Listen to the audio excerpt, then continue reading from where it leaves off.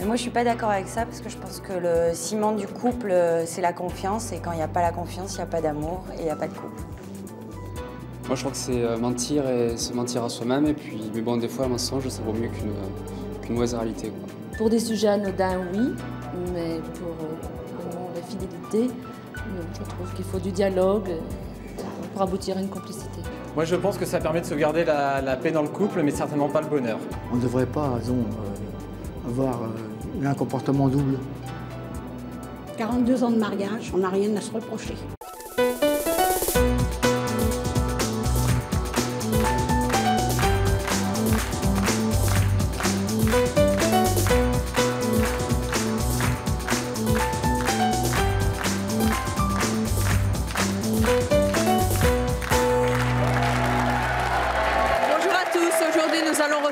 Marie-Lise, notre invitée, se pose une grave question sur son couple. Depuis des années, en effet, son mari la trompe et il mène aujourd'hui une double vie. Marie-Lise en a assez, elle en souffre, mais pourtant elle n'arrive ni à l'accepter ni à le quitter. Elle est venue aujourd'hui demander conseil. Je propose de l'accueillir. Voici Marie-Lise.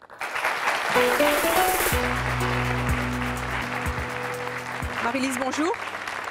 Vous avez souhaité témoigner de manière anonyme, c'est pour ça que vous avez une perruque et des lunettes. Vous êtes avec votre mari depuis 25 ans. Oui. Une longue histoire, vous avez des enfants avec lui. Oui. Il vous est infidèle, est-ce que vous l'avez toujours accepté? Non, il a eu 2-3 aventures, une sérieuse qui me pose beaucoup de problèmes. En fait, de cette idylle fragile est née une liaison qui au départ devait être sûrement une idylle fragile. Il en est tombé amoureux, donc pendant un certain temps il a aimé sa femme et cette jeune femme. Pourquoi vous n'avez pas mis le holà tout de suite? J'ai mis le holà tout de suite, je lui ai dit de partir, il n'a jamais voulu, il m'a dit qu'il m'aimait, qu'il aimait sa femme, sa famille. À l'époque, nous avions 2 enfants. Et puis, il m'a promis qu'il ne la verrait plus. Il a recommencé? Il a recommencé et il l'a mise enceinte. Ça fait combien de temps qu'il a cette double vie et qu'il est avec cette autre personne? Là, il n'a plus de rapport d'amour avec cette personne, mais il va voir ce petit bout de chou toutes les semaines, ce qui me ronge. Pourquoi est-ce que vous n'êtes pas partie à ce moment-là? Partie parce que bon... Vous y avez pensé? J'ai pensé... Non, je ne voulais pas partir de chez moi. J'ai pensé que lui devait partir. Et en fait, il a mis longtemps à choisir... J'ai une petite parole un peu ironique. Je lui disais souvent, tu choisis entre l'ancienne bicyclette et la nouvelle, comme un cadeau de Noël. Et il est resté sur les deux finalement. C'est un tandem là. Quelques temps et après, c'est un tandem, oui. Et quelques temps et après, bon, il m'a dit, mais écoute, je t'aime, on va se marier et...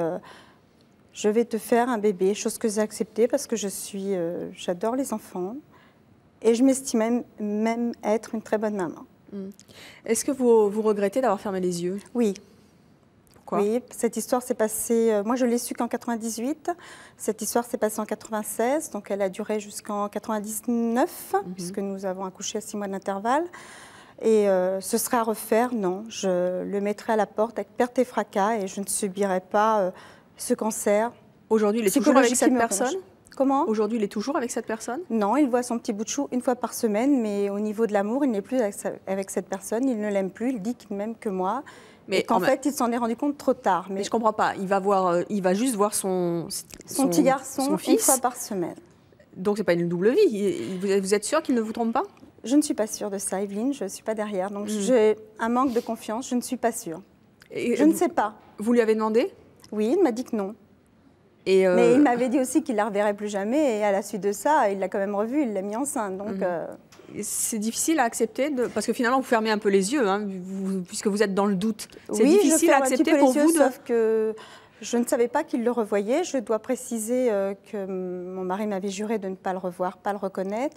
Je l'ai appris en vacances cet été au mois d'août qu'il revoyait ce petit garçon qui a 4 ans. Le mien en a 3 et demi. Et qu'il l'avait aussi reconnu. Et j'ai entamé les procédures de divorce que je viens de stopper. Que vous avez stoppé, pourquoi? Parce que je fais une dépression. Je prends beaucoup d'anxiolytiques, beaucoup d'antidépresseurs, qui me font d'ailleurs grossir. Et en fait, je ne sais plus où j'en suis. Je suis perdue. Pourquoi est-ce que vous restez avec lui? Parce que je l'aime infiniment. Mais tout ce que vous endurez comme souffrance, c'est l'amour que vous lui portez vaut toute cette souffrance? Ça, je peux pas répondre. Mais en fait, mon mari, pour moi, ça paraît bête, je sais, mais c'est comme si c'était comme si son sang se glissait dans mes veines. C'est mes entrailles, c'est viscéral. Je suis la femme que d'un seul amour et Je sais pas, je peux pas... J'aime pas ça, j'aime pas ma situation, mais j'aime infiniment mon mari. Je l'ai connu à 15 ans, j'en ai 41 et il m'est très difficile de... Quand vous regardez, si vous pouvez le faire, un peu avec recul, la situation que vous vivez, vous savez, des fois on arrive à se dédoubler un petit peu. Oui. Qu'est-ce que vous pensez de vous qui acceptez cette situation? Que j'étais faible. Vous l'êtes toujours? Un peu moins. Et lui? Je commence un tout petit peu à avancer, à me révolter, être un petit peu méchante. Et quand vous regardez justement la situation un petit peu plus loin, un petit peu d'ailleurs, qu'est-ce que vous pensez de lui? Je lui en veux. On peut pardonner sur le moment, mais l'oublier jamais. Et la parole que je voudrais lui transmettre si j'enregistre l'émission, et je voudrais qu'il sache que dans... Je ne sais pas si la vie, on est appelé à finir ensemble ou pas ensemble, mais ce que je souhaite, c'est mourir avant lui, pour qu'il pleure autant que moi j'ai pleuré pour lui. C'est la parole qu'absolument je veux lui faire transmettre. Est-ce que vous pensez qu'il vous aime vraiment? Je pense qu'il m'aime, oui, effectivement. D'ailleurs, j'ai un entourage et je suis suivie par un médecin qui nous connaît et qui me l'a confirmé, et des collègues, des amis, ma famille, ma belle famille, qui me confirment effectivement qu'il m'aime, que ça fait longtemps que sinon il m'aurait quittée. Et quelle serait la meilleure libération pour vous? Parce que ça fait longtemps que vous êtes malheureuse, donc... Oui, la meilleure libération, bien sûr, ce serait que cette jeune femme et cet enfant n'existent pas, mais je ne peux pas les enlever. Mais ils sont là. Ils sont là, donc je n'ai pas de libération. Vous pensez qu'il n'y a pas de solution? Non. Eh bien, peut-être que nos autres invités vont vous aider, qui sait, à voir plus clair. C'est pour ça que vous êtes ici aujourd'hui. Je propose de les écouter, et puis vous nous direz à la fin de l'émission, pas si vous avez pris une décision, mais si vous avez mûri dans votre réflexion, si vous avez changé d'avis, qui sait, on verra. Je propose d'accueillir Marisa. Marisa a vécu avec un homme volage qu'elle a fini par quitter, car elle ne supportait plus ses infidélités. Elle va nous raconter cette souffrance. Je propose d'accueillir Marisa.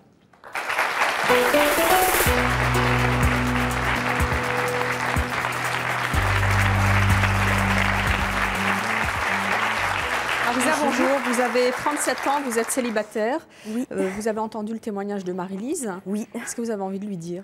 Déjà, je voudrais dire que son témoignage m'a beaucoup touchée, évidemment, parce que je comprends sa souffrance.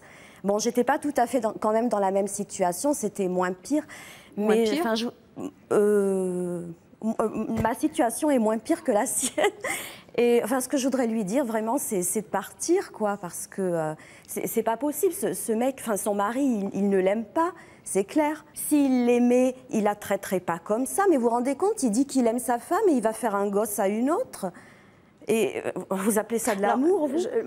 Ce que vous dites, c'est tout à fait vrai. Alors mon mari me dit souvent, mais tu te rappelles les circonstances, elle menaçait de se suicider. Mais je lui dis, pour cette jeune femme menacée de se suicider, et s'il n'avait pas cet enfant, bien sûr de mon mari, pas d'un autre, elle serait morte. Alors je lui dis, donc cet enfant, il lui a sauvé la vie. Il me dit oui. Je lui dis, c'est triste pour ce petit bout de chou qui porte la vie de sa maman pour les années à venir. Racontez-nous votre histoire. Vous dites que c'était moins pire, mais vous avez vécu avec un compagnon combien de temps qui était volage? Non, on ne vivait pas ensemble, on sortait ensemble, chacun chez soi. Pendant environ 1 an et 2 mois, on s'est fréquentés. Et très vite, c'est-à-dire au bout de la 2e semaine, après notre première rencontre, il m'a dit qu'il était volage, que c'était un mec à femme, quoi, qu'il y avait beaucoup de tentations, que c'était bête de se contenter d'une seule femme alors qu'on pouvait en avoir plusieurs. Bon, c'est sûr que moi, ça m'a fait bizarre et c'est vrai que j'aurais dû partir à ce moment-là. Pourquoi vous ne l'avez pas fait? Parce que, entre-temps, moi, je suis un peu un cœur d'artichaut, et entre-temps, je m'étais attachée à cet homme-là parce que je crois que ces mecs-là, c'est des grands manipulateurs, quoi.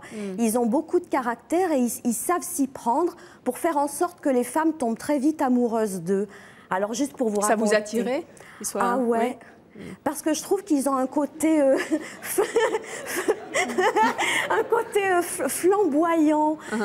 Ils ont du charisme que d'autres n'ont pas. Marie-Lise, je vous vois opiner. Oui, tout à fait. C'est vrai, c'est vrai ce qu'elle dit. Je retrouve, sans prétention, moi, mon mari est un bel homme. Et c'est vrai que je vois même dans son travail, il est beaucoup courtisé par les femmes qui Ils sont belles, grandes, minces, splendides. Pas du tout mon cas d'ailleurs. Mais moi non plus. C'est pas de chance. Il a épousé la petite ronde, c'est pas de bol. Hein. Et en fait, c'est vrai qu'après, moi quand ça m'est arrivé, j'ai manqué de confiance en moi. En fait, j'arrive pas à avancer parce que je me sens pas belle, grosse, petite, moche, pas intelligente. Ouais, vous dites haut parce que vous le vivez pas au quotidien. Et je vous assure que quand ça vous tombe dessus, vous dites plus haut. Donc vous avez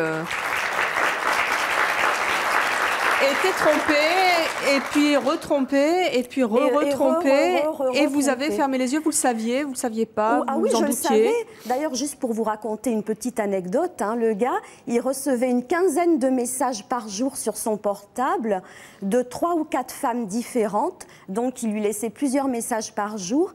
Alors, de grandes déclarations d'amour, ouais, j'ai envie de te revoir et tout, je t'aime, etc. Et en plus, il me les faisait écouter, pas les 15, hein, parce que sinon j'en aurais eu pour toute la nuit, hein, mais 1 ou 2. Et puis alors, c'était toujours les mêmes histoires. Pourquoi vous avez accepté d'écouter ces messages, de cette infidélité? Parce que... Ça vous amusait? Ça vous faisait pas mal au cœur? Ça ne m'amusait pas, au contraire. Non, mais c'est parce que, vous savez, c'est toujours pareil, quand on est amoureux de quelqu'un, on est prêt à accepter même les pires trucs, hein, enfin, du moins pendant un certain temps. Est-ce que vous en aviez conscience ou est-ce que vous étiez aveuglé?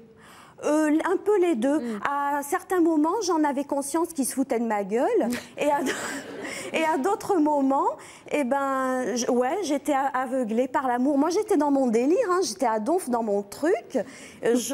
Alors, voilà, quoi, je pensais qu'à lui. Ouais, pour moi, il pouvait tout se permettre. Ça a duré 1 an? 1 an et 2 mois. 1 an et 2 mois, vous vous souvenez bien. Hein. Ouais. Est-ce que c'est devenu de plus en plus difficile d'accepter? Racontez-nous un petit peu comment ça a évolué. Ben, c'est-à-dire qu'il y avait de plus en plus d'infidélité. Alors au début, quand on s'est connus, je passais tous mes week-ends avec lui et avec son fils. Et bon, ça a duré comme ça pendant 1 mois ou 1 mois et demi. Et donc, au bout de ce laps de temps, il ne voulait plus passer ses week-ends avec moi. Donc, il disait qu'il est passé seul avec son fils. Bon, quoique le gosse, quand je l'ai revu quelque temps après, il m'a dit que « Ah, c'est qui la dame qui était à la maison, c'était pas toi. » Ah bon. Enfin bref. Et juste pour vous raconter un autre truc aussi, un soir, j'étais chez lui, on avait juste fini de manger, et il me tend une carte, une très belle carte, hein, assez grande, qu'il avait reçue le jour même, d'une certaine Maria. Alors, il y avait, moi, Marisa, Marianne, Maria et Marie. Il faut croire que le mec... C'était l'année des M, peut-être. Ouais, hein, il est branché sur les maris, quoi. Alors donc, cette Maria, elle lui avait écrit, et toujours pareil, oui, je repense à la soirée guitare, nous avons parlé sexe librement. Enfin, à mon avis, ils n'ont pas fait qu'en parler, hein. Alors, je pense que comme c'était la fin du repas, il m'a filé cette carte en guise de digestive, quoi. Enfin, inutile de dire qu'il n'est pas passé, hein. Encore une fois, ben moi j'ai passé l'éponge. Et puis voilà, c'était tout le temps des trucs comme ça. Il vous disait qu'il vous aimait? Au début, ouais. Au début, il m'avait même dit « Tu m'apportes tout ce dont j'ai besoin. » Ah, pas tout, visiblement. Ouais. Non, mais ça, c'était le début. Et donc, je vois pas pourquoi... j'irais voir ailleurs. Et en fait, très, très vite, il a repris ses mauvais penchants parce que je crois qu'un mec, quand il est volage, eh ben, il est volage. On peut pas le changer, hein. Y a rien à faire. Pourquoi et à quel moment vous avez décidé de le quitter? Ben, il y en a une de trop. Je sais pas pourquoi celle-là. Ben, c'est-à-dire, quand je l'ai vue, c'est vrai qu'elle était belle, hein. Est-ce qu'elle s'appelait Marie? Non, elle s'appelait Marianne. Ah ben Marianne, voilà. Et alors, je sais pas, celle-là, ça a été un peu la goutte d'eau qui a fait déborder le vase, quoi. Bon, ça aurait pu être une autre, hein, mais ça a été celle-là. J'aimais pas sa tête. Alors, je me suis dit... non, je ne peux plus l'accepter. Après tout, c'est vrai que quand je l'ai quitté, je l'aimais encore, hein. Et même maintenant... je ne l'ai pas encore oublié, je pense encore à lui, mais je me sens quand même mieux. Même si je pense encore des fois à lui encore. Mais vous êtes soulagée? Oui, ah ouais. Est-ce qu'avec le recul, vous pensez que vous auriez dû le faire avant de le quitter? Oh ouais. Je m'en veux de ne pas l'avoir fait avant. Vous avez perdu du temps? Ah ouais, 1 an. En tout cas, c'est bien, vous faites rire Marie-Lise. Alors, je tiens quand même à dire que bon... la dame, je pense que vous avez des enfants? Non, heureusement. Oui, pour vous peut-être, mais je tiens à dire que bon, moi j'ai 3 enfants que j'ai voulu, que j'ai désiré, que mon mari est un excellent papa. Donc il faut lui reconnaître cette tâche quand même, il a des qualités. Les enfants l'aiment et souvent dans nos disputes, je parlais de divorce ou de séparation. Et en fait mes 2 grands, parce que le petit à l'époque déjà n'était pas né, et mes enfants me disaient non, nous on préfère que papa et maman soient dans la même maison, mais on ne veut pas. Et mon fils me disait non, moi je ne veux pas, mon fils qui est quand même grand, me disait je ne veux pas que vous divorciez, je ne veux pas que vous vous séparez. Je préfère entendre crier, mais je veux papa et maman toujours à table avec moi. Les enfants préfèrent souvent que leurs parents Et c'est très ensemble, très difficile. Vous savez, des fois on pense à soi. Mais moi, mes enfants, c'est tout, c'est ma vie. Mais est-ce que ça vaut aussi le sacrifice que vous êtes en train de faire de vous-même? Je ne sais pas, Evelyne. Je ne sais pas. Mais mon mari, c'est de l'infidélité, mais c'est plutôt vraiment c'est un séducteur. Il est bel homme. Et je vois bien d'ailleurs, d'ailleurs mes voisines de cité me disent « Ah, c'est vrai, ton mari, qu'est-ce qu'il est bien. Ça la fout mal pour moi, c'est vrai, peut-être je suis moins bien. » Et je me dis... bah oui, c'est vrai, mais des fois dans ma tête, je me dis, bah, si tu savais comme j'en souffre, parce que tout le monde me dit qu'il est beau, mais alors des fois, c'est une douleur hein, quand même. Il n'y a pas que la beauté qui compte, ça ne se mange pas. Je veux dire, on vieillit tous, hein, de toute façon. Mais je me dis, mais des fois, c'est un fardeau qui soit à la limite trop bien, quoi. Un fardeau. Juste avant qu'on reçoive notre prochain invité, est-ce qu'avec le recul, Marisa, vous pensez que vous l'aimiez vraiment, cet homme-là? Ou que c'était tout à fait autre chose? Ben non, avec le recul, finalement, je me dis qu'à l'époque, je me sentais quand même un peu seule et j'avais besoin de quelqu'un. Et en fait, ouais, c'était un peu un passe-temps. Enfin, je dois dire quand même que j'ai eu de bons moments avec lui. Hein. Ça n'a pas toujours été tout nul. Hein, mais vous l'aimiez pour de mauvaises raisons. Ouais. Alors, on va accueillir maintenant un homme qui, lui, dit aimer sa compagne, mais lui être aussi infidèle, et ce, depuis de nombreuses années. Je propose d'accueillir Claude.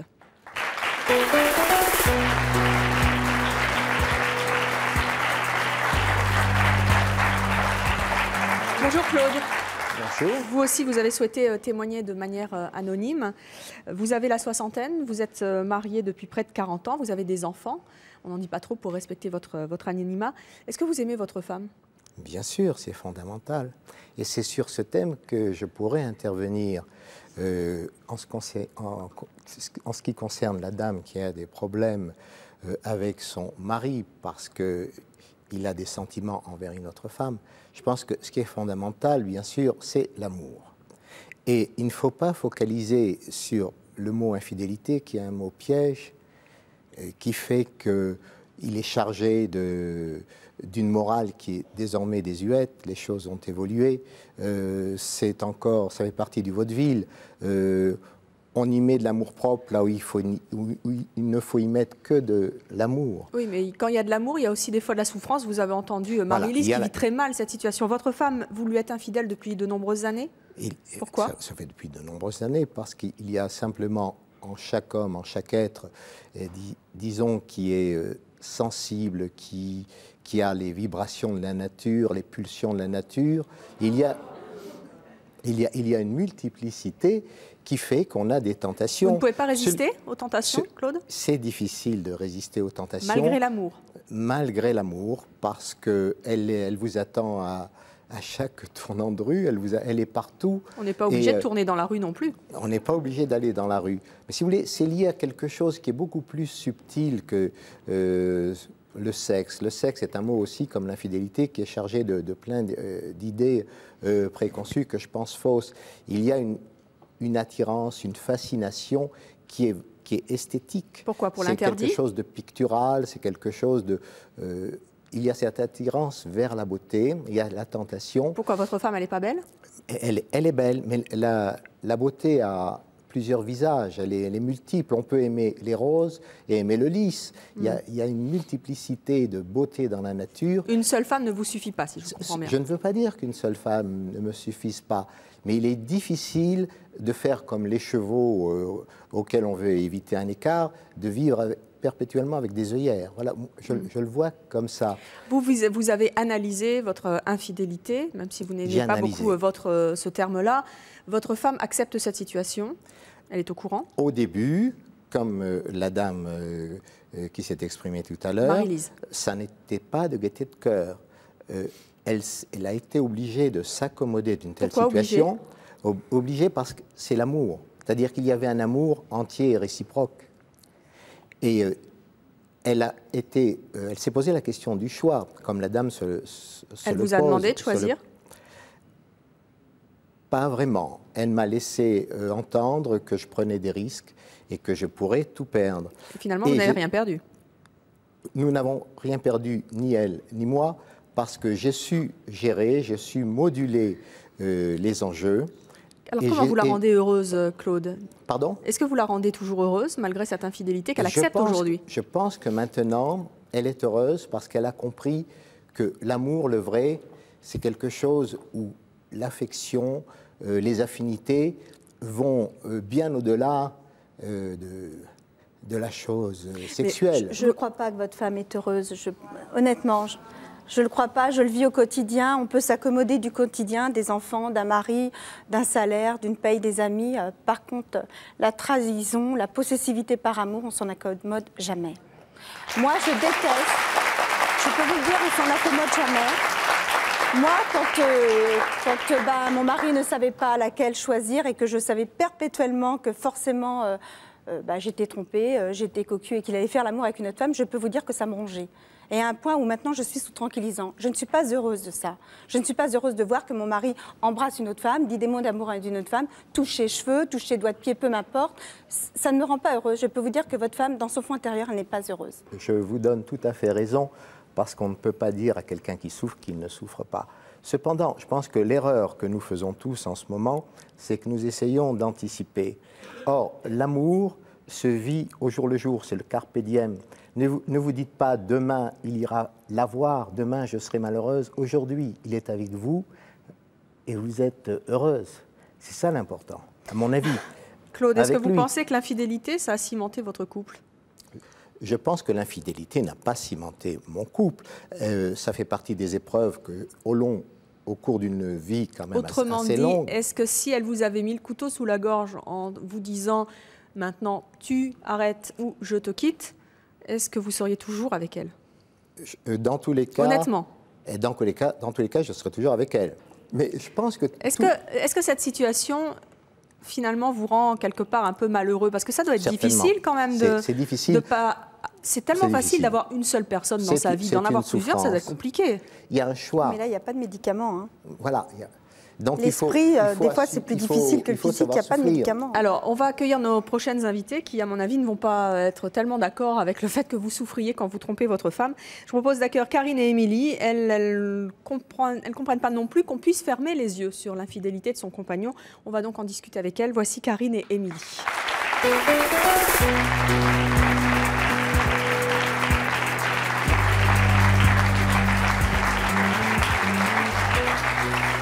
Karine, Émilie, bonjour.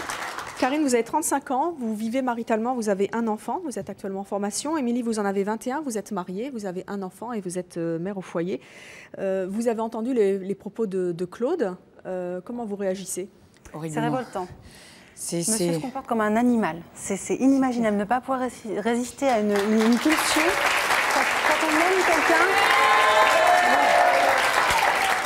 Vous êtes chrétien? Vous êtes chrétien, monsieur? Je suis chrétien. D'accord. Donc vous péchez? C'est un péché. Et vous êtes chrétien? C'est vrai. Ouais. Quand on aime fort quelqu'un, on doit savoir résister.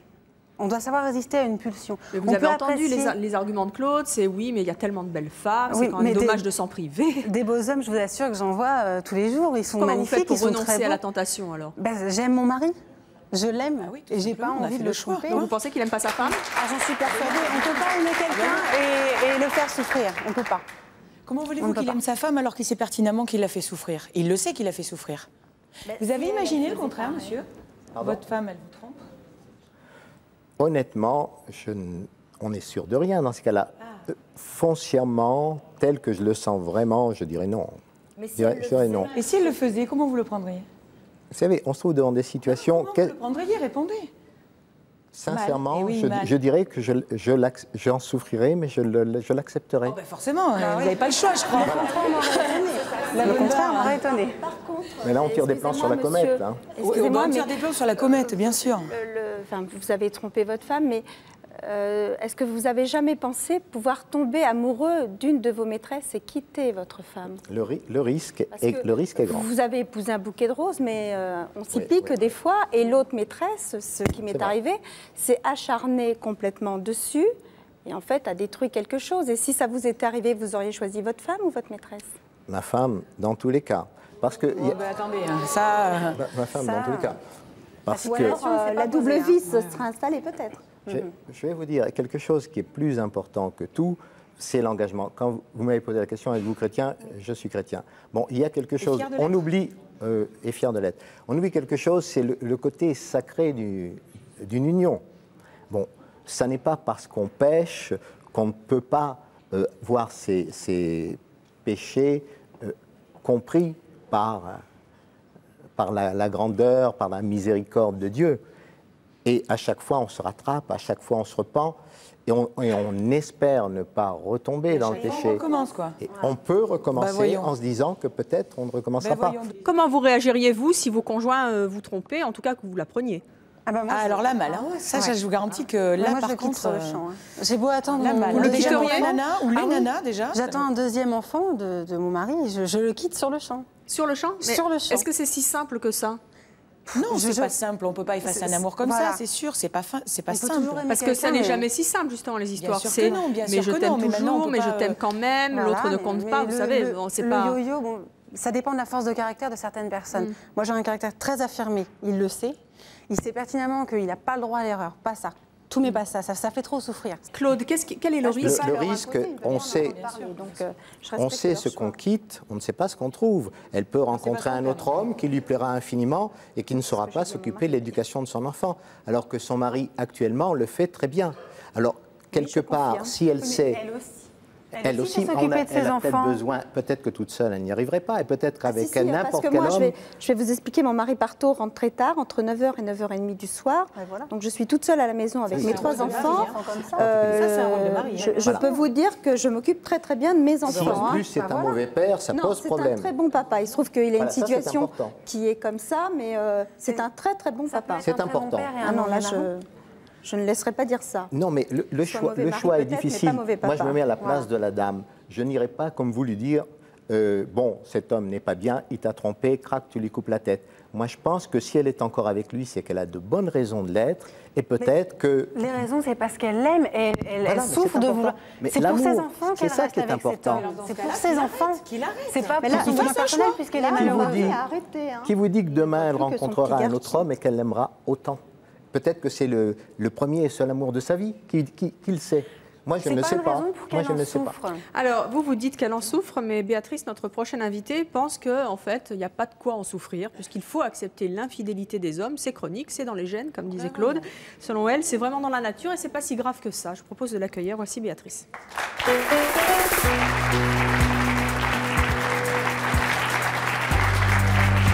Bonjour Béatrice, vous avez 38 ans, vous êtes célibataire et assistante de direction. Pourquoi est-ce que d'après vous, une femme a raison d'accepter l'infidélité de son compagnon?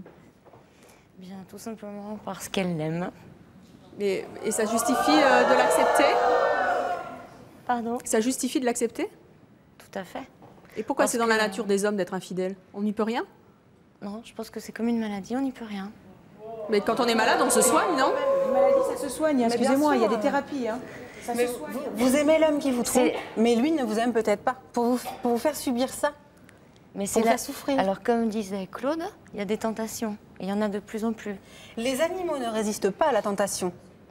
Les hommes peuvent, les femmes aussi. Pourquoi est-ce que, pour vous, c'est mieux d'être avec un homme qui vous trompe que de le quitter? Mais moi, j'étais beaucoup touchée par le cas de Marie-Lise. Apparemment, elle prend des antidépresseurs, elle est très mal dans sa peau, etc. Bon, c'est clair qu'elle aime son mari. Et c'est clair également que son mari reste avec elle. Donc peut-être, c'est peut-être... Attendez, qu'est-ce qui prouve qu'il ne continue pas? Qu'est-ce qui prouve? Rien. Rien, mais peut-être... Voilà. Donc ça vous range tous les jours. Ça vous range tous les jours. D'ailleurs, je prends des antidépresseurs car sinon je ne dors pas. Et si je ne dors pas, je ne pense qu'à ça. Comme ça, en me droguant, je n'y pense plus. J'ai envie de dire à Marie-Lise, mets-toi dans la situation où ton mari te quitte pour de bon. Oh, le pauvre. Quelles vacances pour Marie-Lise? Est-ce que tu ne vas pas être encore plus malheureuse? Je ne sais pas. Voilà ma réponse. Peut-être une délivrance. Je ne sais pas. Marie-Lise, c'est une délivrance. Les premiers On ne peut mois, pas ça accepter va être que dur. Marie nous trompe comme Béatrice, ça. d'où ça vous vient ce discours que vous tenez sur l'infidélité chronique des hommes et des femmes qui devraient l'accepter facilement? De mon vécu. C'est-à-dire? Tout simplement. Parce que j'ai eu l'occasion, dans ma vie, à plusieurs reprises, de remarquer qu'un homme peut aimer plusieurs femmes. Il peut trouver des choses complémentaires. Des choses chez l'une, des choses chez l'autre. Oui, mais c'est pas comme ça que ça marche. Quand on aime quelqu'un, on aime une personne. Le Forcément. serment, le Vous n'en mariage, avez jamais le serment, souffert? c'est une personne, c'est pas... Vous avez entendu Marie-Lise, elle y pense, elle pense à l'autre, et c'est normal, c'est obsédant. Vous n'avez jamais souffert en pensant aux autres femmes que votre compagnon ou vos compagnons voyaient, touchaient, embrassaient en même temps que vous? Comment est-ce que vous avez vécu ça facilement? Ah, c'est peut-être ma nature. Mais on ne peut pas avoir de compromis. Moi, j'imagine mon mari dans les bras d'une autre, ça me dégoûte. Ça me dégoûte, ça me répugne, j'ai envie de l'étrangler, lui et elle, et de partir. Mais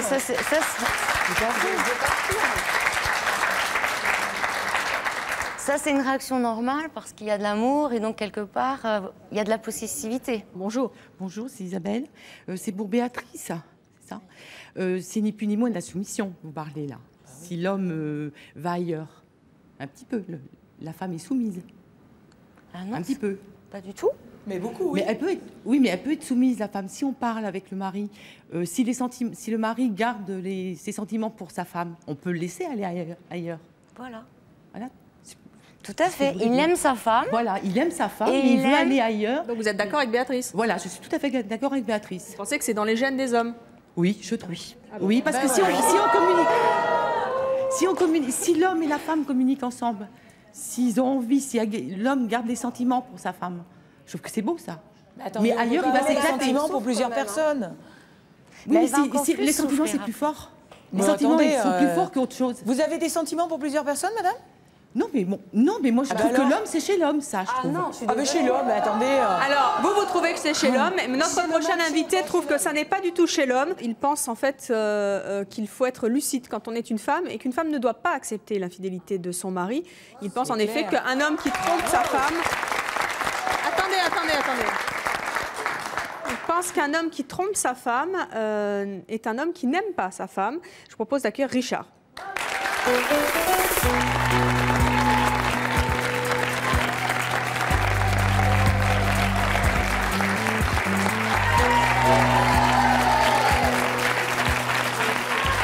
Richard, bonjour. Tu lâches ton homme, hein? Qu'est-ce qui se passe? Pardon? Richard, vous aussi, vous êtes lunetté, perruqué, vous avez souhaité témoigner de manière... Son mari ou son amant, ou je sais pas qui, là, c'est son mari. Mais il faut t'en trouver un autre. Il ne vaut rien. Mais non, attendez, avant de dire à Marie-Lise ce qu'elle doit faire selon vous, dites-nous pourquoi vous êtes autorisée à le dire. Vous avez trompé votre ex-femme, c'est ça? Pendant pas mal de temps. C'était la mère de mes enfants, quoi. Oui. Disons qu'au départ, c'était une aventure. Et puis, je l'ai trompée. Et puis, elle a voulu se raccrocher. Elle a fait des enfants. Mhm. J'en ai eu deux. Un d'abord, et puis le deuxième qui s'était fait. Et puis, je continuais à la tromper. J'étais pas satisfait. Il n'y avait pas d'amour complet, quoi.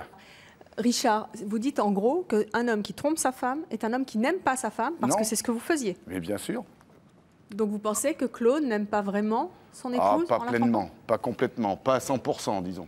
Quand on aime, on ne partage pas, c'est ça? Ben non, il aurait dû discuter avec elle et lui dire tiens, il me manque ça. Je sais pas, il aurait discuté avec elle et puis elle se serait améliorée, elle aurait été dans le bon sens.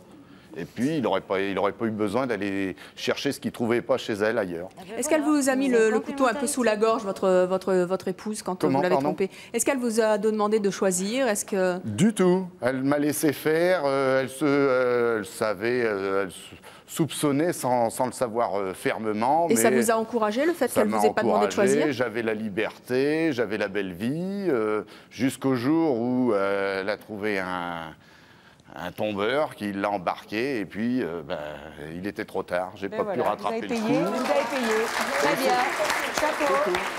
Alors qu'il y aurait eu du dialogue, il y aurait eu... elle m'aurait dit ce qui n'allait pas, et elle aurait changé. Ou, bon, mais il n'y avait pas de dialogue, hein, elle me laissait faire comme bon me semblait. Qu'est-ce que vous avez donc envie de conseiller à Marie-Lise?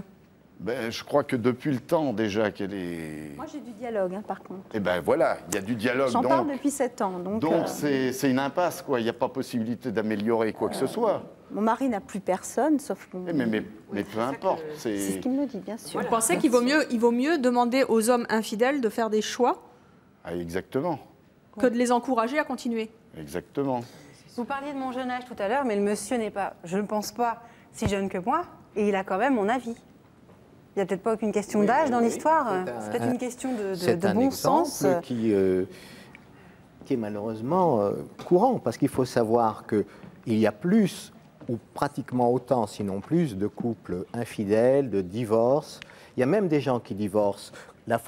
Cette dame, par exemple, pourrait divorcer, c'est-à-dire quitter son mari. Il y en a qui se remarient parce qu'ils s'aperçoivent qu'ils ont fait une erreur et qui n'ont pas trouvé mieux. Entre-temps, ils se sont séparés, ils ont fait le point, ils se sont rendus compte qu'ils étaient faits l'un pour l'autre. Mais ils ne se sont pas trompés. Je ne dis pas que ça n'est pas une carte à jouer. Vous avez aussi des gens qui divorcent pas pour une cause d'adultère. Hein. Il n'y a pas que des gens qui divorcent pour de l'adultère, de la trahison, de la tromperie. Il y a d'autres problèmes. Hein. Bien sûr. Bonjour. Moi, je conseille une Bonjour. chose. Je m'appelle Sébastien, excusez-moi. Mais je blâme autant Marie-Lise que Claude parce que, bon, moi je dis, ils ont des enfants. Et ça se fait pas, quoi, parce que bon, quel exemple on leur donne, quoi, et je trouve que c'est dégueulasse. Voilà, c'est tout.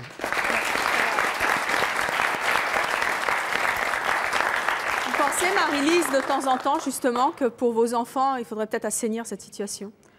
J'ai beaucoup pleuré, on en a beaucoup discuté avec mes enfants, qui ont été dès le départ au courant de la situation. Ils sont au courant pour votre mari? Oui, ils ne veulent pas en entendre parler. Le petit, je lui ai aussi dit, parce qu'on m'a conseillé... Vous le reprocherez plus tard. De toute façon, vous savez, moi je suis une maman quand même de grands et de petits.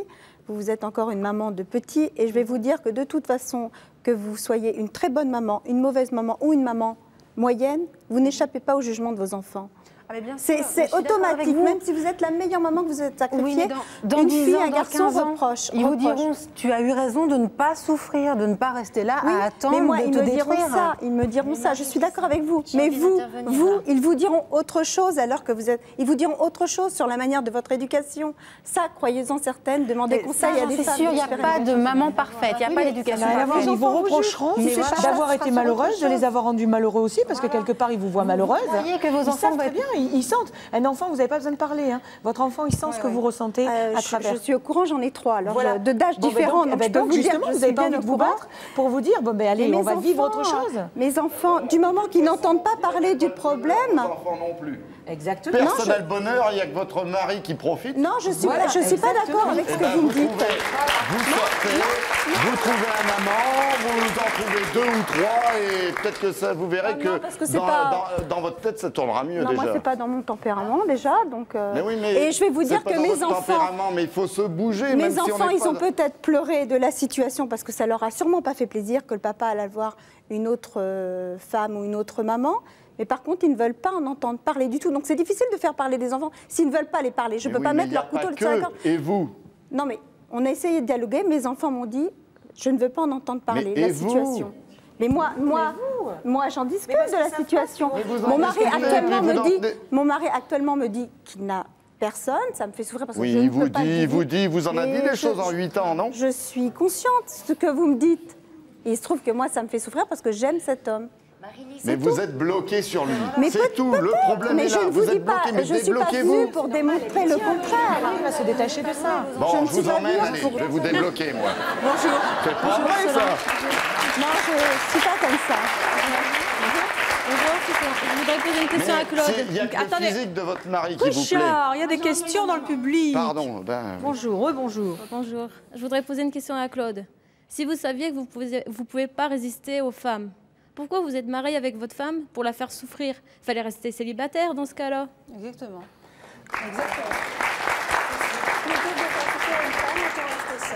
Je me suis marié pour le meilleur et pour le pire. Et...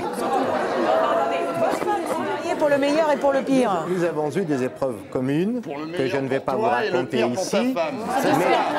L'égoïste. Non mais... où cette jeune personne qui intervient manque un petit peu d'expérience, c'est que quand je me suis marié, je n'avais pas de boule de cristal, je ne savais pas de quoi demain serait fait. Les choses se sont faites au fil des années. Moi, je suis un patriarche, j'ai une longue expérience.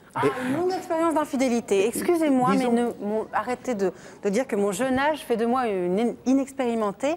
Moi, ce que je dis, c'est que l'infidélité, c'est vraiment, vraiment à bannir. Vous aimez quelqu'un, mais vous ne le faites pas dans votre cas, il est possible que ça soit votre vérité, que vous soyez heureuse jusqu'à l'âge de 120 ans. Comme, mais voilà.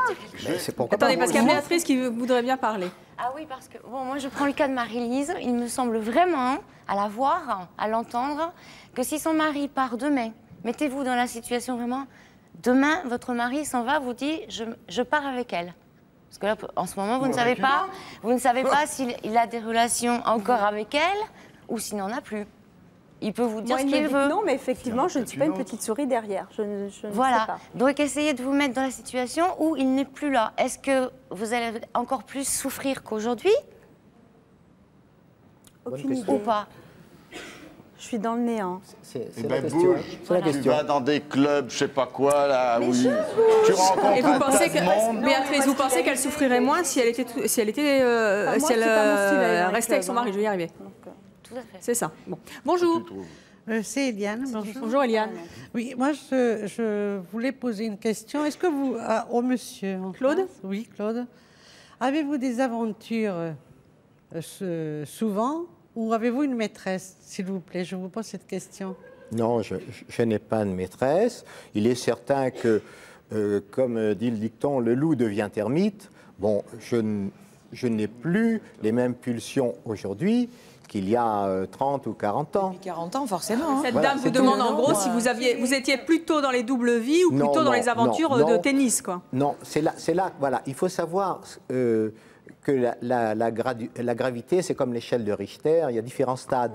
Moi, je ne suis jamais allé jusqu'au tremblement de terre qui fout tout par terre. Hein. On va poursuivre avec notre prochaine invitée qui s'appelle Edwige. Elle sort avec des hommes mariés. Elle pense qu'en fait, quand un homme est volage, la femme ne doit pas fermer les yeux. Au contraire, elle doit en prendre conscience et changer. Et son homme ne sera plus volage. Je propose d'accueillir Edwige.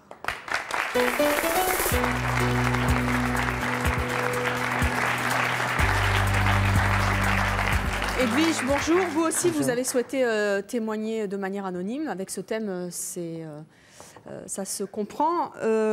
À votre avis, comment doit se comporter Marie-Lise? Vous avez entendu son témoignage. Est-ce qu'il vous surprend? Je pense que... Bon, j'ai une attitude qui est que quand un homme est marié, et ça ne m'est pas arrivé moult fois, je le fais avec légèreté parce que la situation, je la connais. Et si l'homme me ment, de toute façon, on arrive toujours à savoir la vérité. Et concernant le cas de Marie-Lise, ce que j'ai envie de lui dire, c'est de ne pas cristalliser sur son mari qui la trompe, puisque, bon, en plus, il a eu un enfant avec une autre. Et je pense que dans l'état dans lequel elle est, j'ai envie de lui dire, mais enfin, sauvez votre peau, quoi. Vivez aussi pour vous, ayez du plaisir. Et puis, ramenez tout aux enfants. Les enfants, ils vont grandir. Après, ils auront leur vie. Et Marie-Lise, elle va devenir quoi? Elle va se retrouver seule, effondrée. Je pense que c'est quand même important. On parle de l'infidélité des hommes, mais une femme aussi a le droit de plaire et de séduire. Parce qu'en fait, dans l'infidélité des hommes, c'est pas forcément le non-amour ou le manque d'amour. Mais qu'est-ce que vous voulez conseiller à Marilyn? Vous lui dites quoi? Vous lui dites, il te trompe parce que tu n'es comme ça et tu devrais changer. Qu'est-ce que vous lui dites? Je pense pas. Je pense que cet homme, peut-être qu'il a un regard d'amour et puis qu'il a de l'amour pour elle. Mais est-ce qu'il est possible de faire 25, 30 ou 40 ans d'une vie avec la même personne, au-delà des défauts et des qualités, de la beauté et de la laideur? Je pense que c'est pas forcément Donc concevable. en gros, vous encouragez Marie-Lise à quoi? Moi, je l'encourage à vivre pour elle et qu'elle aussi, elle essaye de reséduire et de plaire et qu'elle reprenne confiance en elle et en son corps et dans... Mais son mari ou un autre? Dans son mari, comme elle le dit elle-même, bon, comme j'ai entendu, elle le croit aujourd'hui, il dit qu'il n'a plus personne, qu'il n'a plus rien. Mais enfin, ça fait quand même des années qu'il lui tient des discours un petit peu... Donc, je veux bien croire, lui, peut-être que la situation est peut-être facile pour lui. Donc, séduire qui? Son mari ou un autre? Si elle n'a pas le courage de le quitter, peut-être que dans un premier temps, qu'elle essaye de le séduire. Et puis... mais j'en sais rien. Moi, je trouve que c'est, enfin, la situation, la vie qu'elle vit, c'est quand même une situation de victime qui est quand même pas normale pour un être humain. Enfin, je sais pas pour. Et vous qui avez fréquenté des hommes, ou lui faire peur. Si elle sortait, comme je le disais, qu'elle prenne un amant, il aura peur et peut-être qu'il s'investira davantage vers elle. Qu'elle essaye de le déstabiliser, je crois, parce qu'il a le beau rôle. Vous qui avez fréquenté quelques hommes mariés, vous le concédez, est-ce que vous avez le sentiment que les femmes qui sont trompées n'en font pas assez auprès de leur mari et que finalement, si ça leur tombe dessus, c'est bien de leur faute? Ça peut être un paramètre, mais c'est vrai qu'il y a un moment, peut-être aussi qu'au bout d'un certain nombre de vies communes ou de mariages, la force de l'habitude fait qu'on se laisse peut-être un peu aller, qu'on n'est plus aussi aguichante ou séduisante. Il y a peut-être aussi l'impression que les choses sont acquises et en fait rien n'est jamais acquis, quoi. Ça se redécouvre, ça se reséduit tous les jours. C'est pas tellement possible avec la vie qu'on mène, mais enfin qu'on garde ça à l'esprit, quoi, que rien n'est jamais acquis. C'est ce que vous dites, je lui ai demandé, j'ai demandé à mon mari pourquoi avoir été ailleurs, et je lui ai demandé si je le satisfaisais plus, si c'était sexuel, si c'était physique, si c'était mental ou plein d'autres choses. Il m'a répondu que non. Il m'a dit, on se disputait beaucoup, j'ai trouvé une âme charitable pour me confier, puis en se confiant, une idylle est née. J'aurais pas cru que ça aurait pris des proportions plus grandes.